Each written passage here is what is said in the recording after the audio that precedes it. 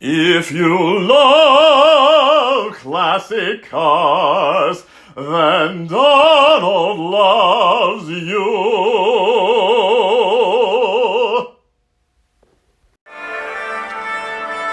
Ooh,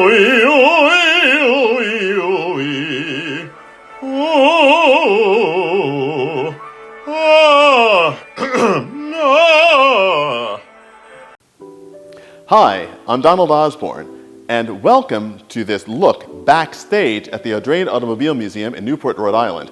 Now, of course, it may not seem as if we're backstage because we're standing in the gallery of the museum, but we are behind the scenes because we're about to switch over from the current exhibition, The Past to the Present, Power and Speed with Style, to our upcoming exhibition, Shining Bright, Advances in Automotive Lighting. To honor that, I've taken a moment to have a chat with David DiMuzio, the museum's executive director and chief curator, to see how ideas for exhibitions come up, how they're executed, and why. How does the process begin in creating an exhibition? Chicken or the egg? Is it the cars or the idea that comes first? It could really be both. I often think of a theme and then go shopping through the collections to start, and then we fill in the gaps with cars we borrow from local collectors, other museums, and so forth. How do you convince the owners of the cars shown to participate? What's the most compelling argument you can make? It's really not so hard. I think they love the museum often. They're familiar with the museum. If they're not, it's not too hard to sell. Beautiful space, a very clear theme, and a simple explanation why we would love to have their car be part of the exhibition. It's that simple. All museum visitors have varying levels of interest and knowledge. How do you try to reach them all effectively? Well, it can be a challenge, but it really is about reaching everyone's interest level. So if it's a grade school kid, you're giving information that they can digest and take home. If it's a high school kid or someone who just got their driver's license, you're conveying information or showing them cars that interest them. The same with an older guy. You're showing him things that he can really appreciate and enjoy when he's having his museum experience. This is interesting. Your education and professional background before coming here was not in cars, but in furniture restoration and conservation. How did that work prepare you for what you're doing now?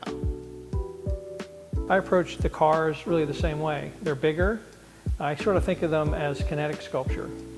So the process that you go through, developing, laying out, and executing the installation of the show is really the same. It's really the same as the way I did it at the Philadelphia Museum. What do you personally find most rewarding about working with historic cars? Driving them. All of us that work with the collections here feel strongly, I think, that we're drawn to these cars and wanting to have the visceral experience of driving. What has been your favorite show so far? Oh boy, we're coming up on our 17th or 18th exhibition. Our 17th exhibition. I tend to gravitate toward cars that I enjoyed in my youth. So for me, one of my earliest memories, getting into my father's 3.8 liter Mark II Jaguar.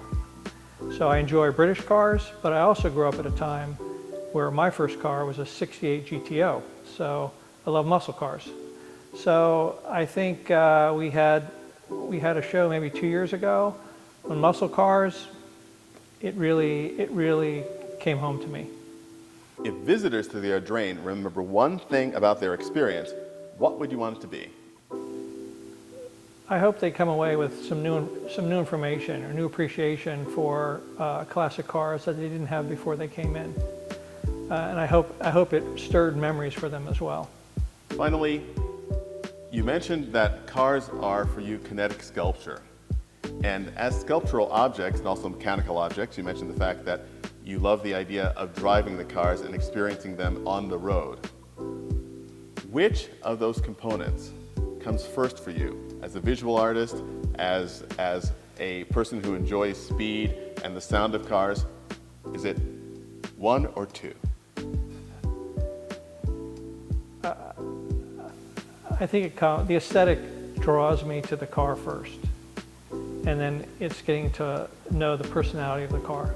So I think it's a process, but I think we're all drawn.